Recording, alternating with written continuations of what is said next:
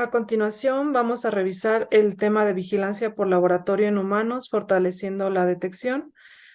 Yo soy la maestra en ciencias, Karina Berenice Brito Lorán, y desde el año 2012 ocupo el cargo de jefa de laboratorio de leptospirosis y rickettsiosis en el Instituto de Diagnóstico y Referencia Epidemiológicos del INDRE.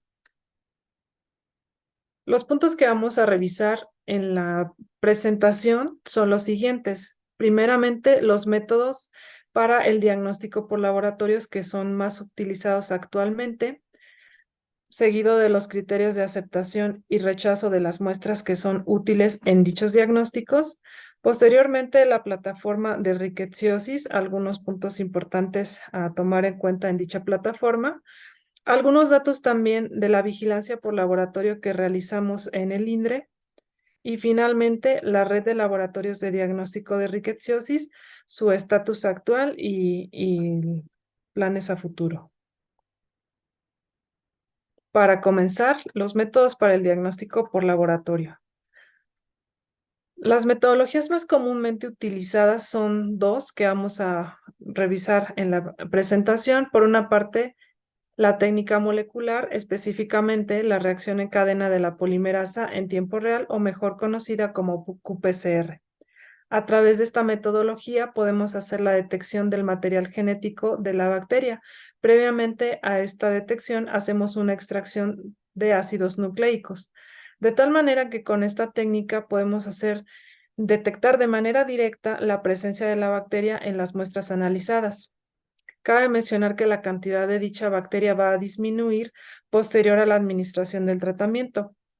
Es decir, que es importante que la muestra se tome previo a dicha administración. Otro punto muy importante de esta metodología es que nos permite hacer la determinación de la especie de Rickettsia que está presente en la muestra de ser el caso.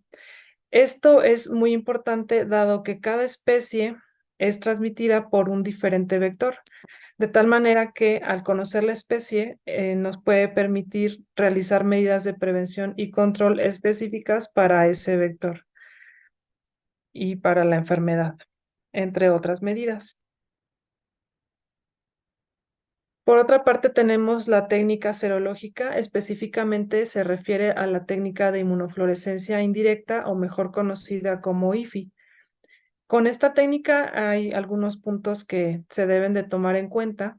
Por una parte, que las bacterias del género Rickettsia son muy similares entre sí, de tal manera que al determinar los anticuerpos, estos reaccionarán de manera cruzada entre diferentes especies. Es decir, que con esta metodología nosotros no podemos aseverar o identificar la especie de Rickettsia que está presente en la muestra en caso de que fuera el caso de una infección reciente. Ahora, una infección reciente se puede o se debe de confirmar a través de la toma de muestras pareadas, a través de las cuales se detectarán anticuerpos de tipo IgG. Cabe mencionar que los anticuerpos de tipo IgM son menos específicos y además no deben de usarse solos para el diagnóstico, de tal manera que en este caso nosotros solamente realizaremos la detección de anticuerpos de tipo IgG. En cuanto a lo que se refiere al tiempo para la toma de muestra, específicamente para la metodología de PCR, en el presente gráfico en color guinda observamos los tiempos en los que podemos observar una cantidad considerable de bacteria para ser detectada mediante esta metodología. Solamente se requiere hacer una única toma de muestra en esta etapa aguda que corresponde principalmente a la primera semana de la enfermedad o puede ser también hasta la segunda. Incluso si el paciente continúa sintomático, se puede sobrepasar dicho tiempo.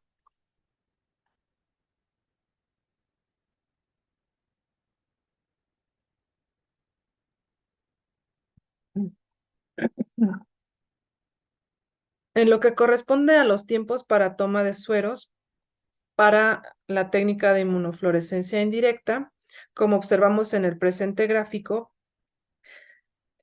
en un paciente que no ha estado previamente expuesto o infectado de rickettsiosis, en las 2 primeras semanas se esperan obtener valores no detectables o muy bajos de anticuerpos. Es decir, en esta etapa aguda es donde debemos de tomar la primera muestra de suero. Pueden ser hasta 14 días después de iniciados los síntomas, esto como máximo. Y como podemos observar, esta curva se incrementa a lo largo de que pasan las semanas en caso de tratarse de una infección reciente. En esta etapa donde se incrementan los anticuerpos, estamos refiriéndonos a la etapa convaleciente. Es en este momento en donde debemos de tomar la segunda muestra de suero, principalmente 2 semanas después de la primera toma y antes de 3 meses de que hayan iniciado los síntomas. Este incremento de anticuerpos que revisamos en el gráfico previo se conoce como una seroconversión y es lo que nosotros debemos de buscar para poder confirmar una infección reciente de rickettsiosis. Pero ¿cuánto deben de aumentar estos anticuerpos o a qué específicamente corresponde esta seroconversión? En nuestro caso, esta seroconversión la vamos a tomar como el incremento de 4 veces o más el título de anticuerpos con respecto a la primera muestra. Es decir, nosotros en una primera muestra comenzamos siempre con la dilución de 1 en 64.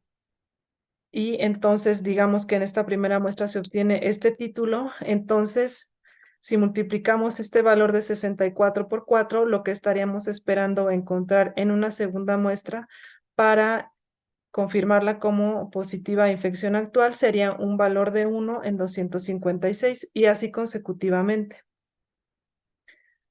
Es indispensable que se tomen estas dos muestras porque un título de anticuerpos en una primera muestra puede corresponder a una infección o a una exposición previa, ya que los anticuerpos pueden permanecer elevados en un paciente meses o en algunos casos incluso años. Por lo tanto, no debe de considerarse suficiente para confirmar infección actual. Cabe mencionar también que las riquecias son bacterias intracelulares obligadas. En la presente diapositiva observamos en la imagen del lado izquierdo una tinción de inmunofluorescencia indirecta donde se observan en color verde manzana las bacterias al interior de las células. De igual manera, en el lado derecho observamos una imagen de una tinción de Jiménez donde se identifican las bacterias en color guinda. Las células blanco para estas bacterias en el hospedero son las células endoteliales. En la imagen del lado izquierdo observamos en color rojo una tinción de inmunohistoquímica de Rickettsia rickettsii, esto en células endoteliales de vasos sanguíneos. En la imagen del lado derecho observamos la unión o fijación de las bacterias a una célula endotelial, así también como algunas células que se encuentran fagocitadas y como se observa en la flecha, algunas que se encuentran abandonando un fagosoma para entrar a la matriz citoplasmática. A través de estos vasos sanguíneos, de las lesiones vasculíticas, las bacterias llegan y afectan a varios órganos. Esto es importante porque, como ya mencionamos, para la PCR, nosotros vamos a lograr identificar a la bacteria. Pero entonces, ¿qué tipo de muestra vamos a requerir para que la bacteria esté presente? Pues por una parte, una sangre completa, utilizando como anticoagulante citratos o EDTA, requerimos un volumen de 3 a 5 mililitros.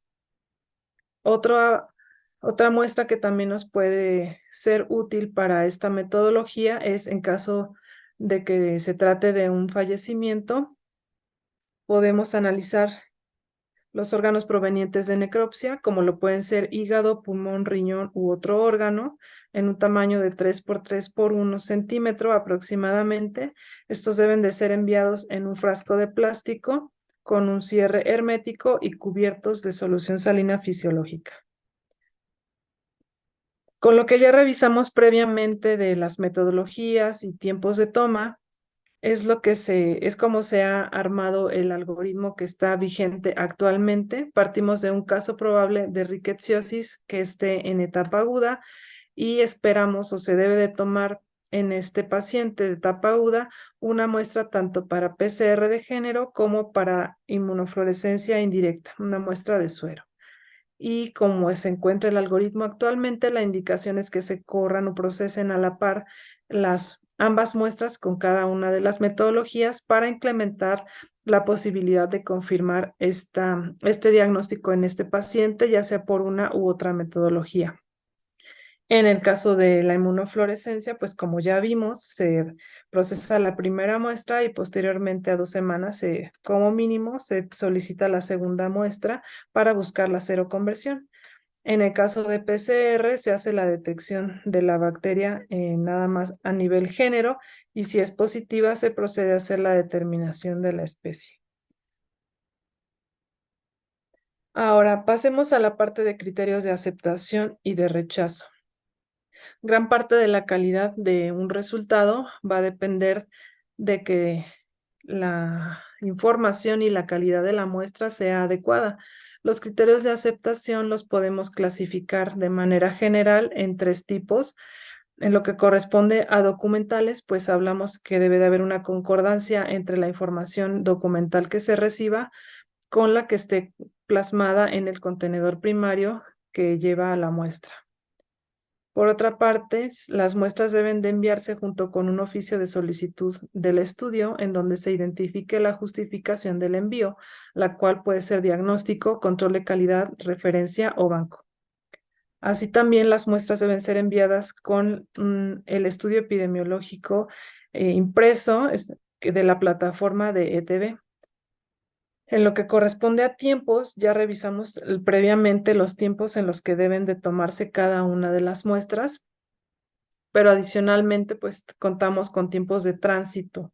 Para muestras de control de calidad, referencia y banco deben de ser menos de 2 semanas entre que llega al laboratorio de diagnóstico y su posterior llegada al INDRE. Y en el caso de muestras de diagnóstico, menos de 3 semanas entre la toma y la recepción en el laboratorio de diagnóstico. Finalmente, las condiciones de almacenamiento. En general, todas las muestras para este diagnóstico, ya sean sangre, suero o biopsias, deben conservarse en red fría. Esto es aproximadamente 2 a 8 grados centígrados.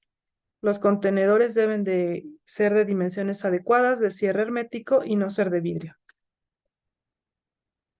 Y en lo que corresponde a criterios de rechazo, son muestras derramadas, no identificadas, contenedores vacíos o que no contengan muestra, que no cumplan definición de caso, que incumplan las condiciones de toma y envío, falta de información y calidad y volumen de la muestra.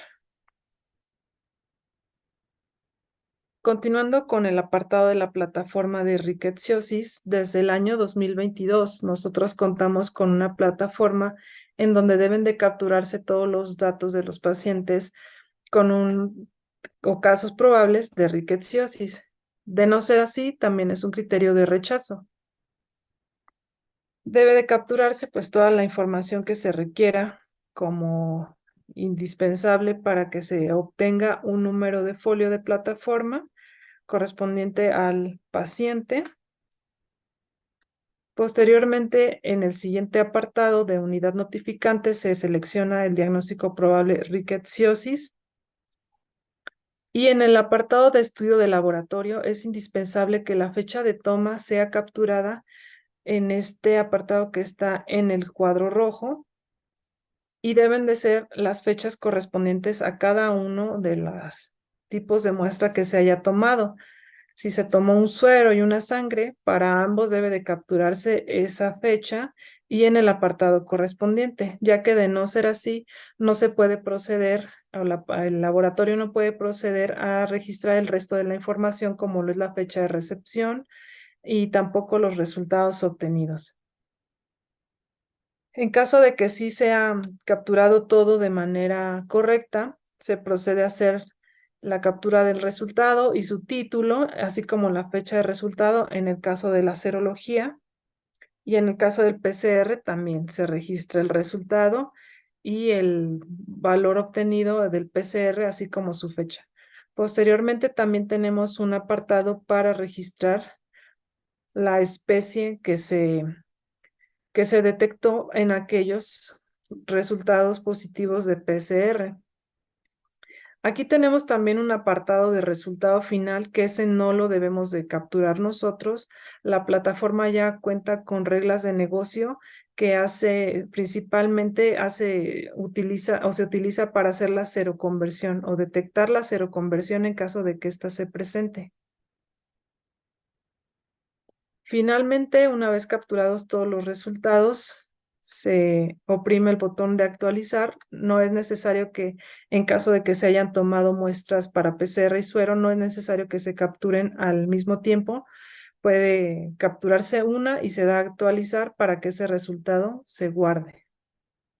Y también no olvidar registrar el tratamiento y el resto de la información correspondiente a dicho tratamiento otorgado en caso de ser el caso. Finalmente, los datos de la vigilancia por laboratorio. En el presente gráfico les muestro cómo se encuentra la recepción o la captación de muestras para diferentes estados de la República Mexicana. Observamos que principalmente son 5 estados que tienen una captación más activa y sobre todo que están captando ambas muestras de las que están indicadas en el algoritmo, que es las muestras para PCR, que es la sangre en color azul, y las muestras de suero, que son aquellas que observamos en color amarillo. Estos estados son Sonora, Nuevo León, Coahuila, Chihuahua y Baja California. Para el resto de los estados podemos observar que la captación de muestras para PCR aún es bajo, aunque cabe mencionar que a lo largo de los últimos años esta sí ha incrementado. Previamente era totalmente nula. Y también así, en general, la captación de muestras para el resto de los estados se ha incrementado a lo largo de los últimos años, principalmente en estados como Morelos, Jalisco también, Sinaloa, Tamaulipas, Veracruz y Yucatán, siendo pues en la mayoría también o en muchos otros aún muy baja esta vigilancia o captación de muestras. En lo que corresponde a los datos de la determinación de especie mediante la técnica molecular PCR en tiempo real, hemos detectado que lo principal que está circulando de acuerdo a las muestras que nosotros recibimos es la especie Rickettsia rickettsii. Así en el año 2018, 20 y 21, el 100% de las muestras analizadas fueron positivas a Rickettsia rickettsii. En los otros años se presentó o se detectó otra especie que fue Rickettsia typhi en el año 2019 con un porcentaje de 1.25, en 2022 de 0.3 y 2023 de 1.4. Es decir, la especie más de mayor circulación dentro de lo que hemos podido analizar es Rickettsia rickettsii. Y esta se ha detectado en los estados de Baja California Sur, Coahuila, Durango, Chihuahua, Michoacán, Nuevo León, Sinaloa, Sonora, Tamaulipas y Yucatán. Y la especie Rickettsia typhi se ha detectado en los estados de Coahuila, Nuevo León, Yucatán y Zacatecas. En el presente gráfico se muestran la cantidad de muestras que hemos recibido. Como podemos observar en las columnas que se identifican como S1, es lo principal que se recibe. En el año 2022, el 58.3% de muestras recibidas correspondieron a los sueros primera muestra y un 41.72% a muestras de PCR. En el año 2023, el 52.3% correspondió a sueros primera muestra y 47.7% correspondió a muestras de PCR. Sin embargo, desafortunadamente, como podemos observar en las columnas que se identifican como S2 recibidos, solamente en el año 2022, solamente un 29% de muestras se recibieron como suero segunda toma, es decir, que el resto de las muestras no se pudieron confirmar. Solamente un 29% se pudo confirmar, ya sea como negativa o como positiva. Y en el año 2023, a corte del primer semestre, solamente un 22% de muestras se pudieron confirmar porque fueron los sueros segundas tomas que se recibieron. Ahora, de todas las muestras que se analizaron en estos años, En 2022 solamente 487 fueron positivas y en 2023 206. De estas muestras positivas, la mayoría se logró confirmar a través de la metodología molecular PCR. En 2022, un 87% se confirmó mediante PCR y un 90% en 2023, aunque también cierto porcentaje se logró confirmar mediante la metodología serológica y solamente un porcentaje cercano al 2% en ambos años se confirmó a la par por ambas técnicas. Y con estas áreas de oportunidad que les mostré en la diapositiva anterior, que es la dificultad para lograr obtener una segunda muestra serológica y poder confirmar mediante esta técnica estos diagnósticos por laboratorio, así también como otra área de oportunidad que tenemos, que es la de confirmar un resultado preferiblemente desde una primera toma de muestra para que se puedan tomar de manera oportuna las medidas de control necesarias, es que sea organizado el algoritmo de una forma diferente. Se está proponiendo un cambio que se presentará en breve al CONAVE para poder, de ser aceptado, actualizarlo en los lineamientos. Es muy similar al anterior, seguimos partiendo de un caso probable de rickettsiosis. Se sigue indicando que se tome una muestra para PCR e inmunofluorescencia en etapa aguda en estos pacientes. La diferencia es que vamos a iniciar procesando únicamente el PCR de género. Haciendo la detección, en caso de que sea positivo, se procede a la determinación de especie. Y hasta aquí se dejaría, o ya con esta parte se confirmaría el resultado de rickettsiosis en ese paciente. Solamente en los casos que no se detecte positivo por PCR se procederá a analizar la primera muestra de suero y posteriormente a las 2 semanas, pues analizar la segunda muestra de suero que sea recibida para buscar la seroconversión y en caso de presentarse esta, confirmar el resultado como positivo. Esto, les reitero, es una propuesta que apenas se presentará ante CONAVE. Ahora también otro punto muy importante, ya vimos los criterios de aceptación y de rechazo. Aquí les muestro un gráfico del año 2022. Desafortunadamente, pues todavía contamos o recibimos muestras que no cumplen los criterios de aceptación. Aquí les muestro que principalmente en el año 2022 para muestras de PCR, el criterio que no se cumplió primordialmente fueron los días de evolución. En la mayoría, pues, o en la mayoría de estos casos de rechazo, ya las muestras son tomadas fuera de tiempo, o sea, en etapas muy tardías, lo que es un punto crítico, ya que es de vital importancia dar una atención y un diagnóstico oportuno para también así obtener tratamientos y mejores pronósticos en los pacientes. Después de la parte de los días de evolución, existen otras más menos comunes, pero como son que no se cumple la definición de caso, que no llegue la muestra o que no cumplan algún criterio de calidad, como que esté embolizada o que sea inadecuada. Para el caso de los rechazos de muestras para inmunofluorescencia indirecta, también en 2022, de igual manera, el criterio principal que no se cumplió fueron los días de evolución. No cumplen días de evolución, 38%, y también corresponde pues a que exceden los tiempos. Y seguido de que no se cumple la definición de caso.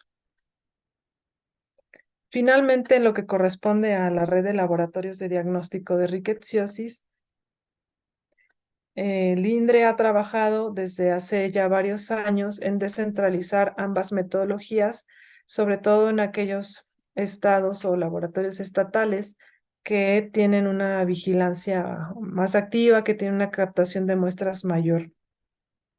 De tal manera que en la actualidad, con lo que se cuenta, son con laboratorios estatales y un laboratorio de apoyo a la vigilancia epidemiológica, que es el Laboratorio Central de Epidemiología de la Raza en la Ciudad de México, que tienen implementada la metodología de PCR en tiempo real, al igual que es el Laboratorio Estatal de Zacatecas, de Yucatán y Quintana Roo.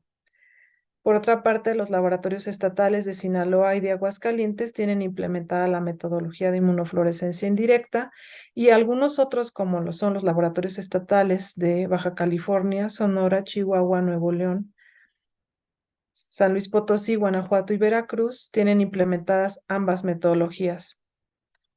Para todos estos laboratorios que pertenecen a la red se hace la evaluación del desempeño para asegurar la calidad de los resultados emitidos.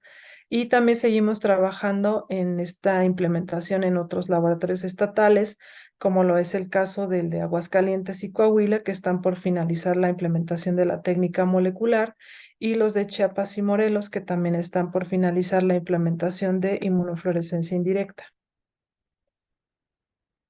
Algunas de las responsabilidades que tiene esta red es, como parte de los LESP y LABES, realizar el diagnóstico de rickettsiosis o, de lo contrario, enviar el 100% de las muestras que reciben al INDRE para que allá sí se realice el diagnóstico. Revisar la calidad de las muestras y la documentación, enviar muestras para control de calidad, referencia y banco, solicitar en tiempo los insumos para las pruebas implementadas, participar en el programa de evaluación externa del desempeño y subsanar las áreas de oportunidad que a través de él se detecten, seguir y difundir los lineamientos actualizados para la vigilancia por laboratorio de la rickettsiosis. Y como Laboratorio Nacional de Referencia, el INDRE coordina las actividades de la red de laboratorios en materia de rickettsiosis, realiza transitoriamente el diagnóstico para los laboratorios estatales que no tienen implementada ninguna metodología, proporciona el antígeno que se utiliza en estas metodologías, realiza capacitaciones, también el control de calidad y referencia, así como los paneles de evaluación externa de desempeño, y proporciona asesoría a la Red Nacional de Laboratorios de Salud en materia de rickettsiosis. Y no me queda más que compartirles mis contactos, mi correo electrónico y mi teléfono para cualquier duda que puedan tener referente a la presentación que acabo de mostrarles, o cualquier duda en general en lo que se respecta al diagnóstico por laboratorio. Gracias.